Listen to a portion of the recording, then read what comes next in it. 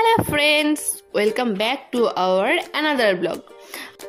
আর এই যে ব্যক্তিটিকে দেখতে পাচ্ছ যে এত মেয়েরা ঘিরে ধরে রয়েছে, এই সেলিব্রিটির নাম হচ্ছে শুভঙ্কর স্যার, হাবড়ার ফেমাস শুভঙ্কর স্যার, যাকে সবসময় এরকম মেয়েরা ঘিরে থাকে, ভুল বললাম, স্টুডেন্টরা ঘিরে থাকে।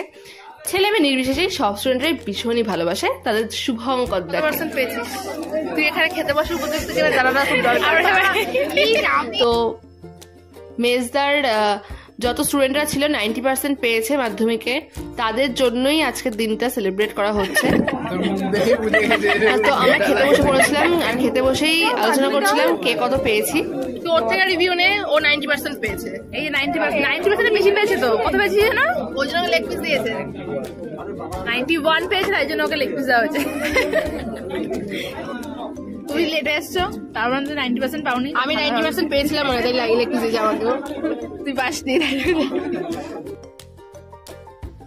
মেনুতে ছিল চিকেন বিরিয়ানি, চিকেন চাপ, আর শেষ পাতে ছিল রসগোল্লা। প্রত্যেকটা খাবার জাস্ট অসাধারণ হয়েছিল। আর খেতে খেতে আমরা এটাই ভাবছিলাম যে আমাদের সময় কেন কোনো স্যাররা এরকম করতো না। কারণ আমরা যখন স্কুলে পড়তাম সেই সময়টাতে বিজয়াতে স্যাররা খুব কেঁদে ঠেদে স্যারদের হাতে পায়ে পড়ে গেলে খাওয়াতো, হয়তো কচুরি, বিকেলের দিকে হলে চপ, আর খুব বড় জোর বেশি বায়না করলে ওই এগরোল। এর ঊর্ধ্বে তো কোনো কিছু খাইয়েছে বলে মনে পড়ে না। কিন্তু এখন স্যাররা 90% পেলেও ট্রিট দিচ্ছে। আর এটা ভেবে ভাবছিলাম যে এরকম স্যার যদি তখন থাকতো তাহলে তো সব সাবজেক্টেই 90% উঠে যেত। যাই হোক, তো জমিয়ে খাওয়া দাওয়া করার পরে বাড়ির সবাই মিলে বসে কিন্তু একটা ফাটিয়ে আড্ডা দেওয়া অবশ্যই কর্তব্য আমাদের। তো সবাই মিলে কিন্তু দারুণ মজা করে আড্ডা দিচ্ছিলাম ছাদে বসে। আর ওয়েদারটা তখন ভীষণ ভালো হয়ে গেছিলো, বাইরে বেশ হাওয়া দিচ্ছিল আর আকাশে ভীষণ মেঘ করেছিল।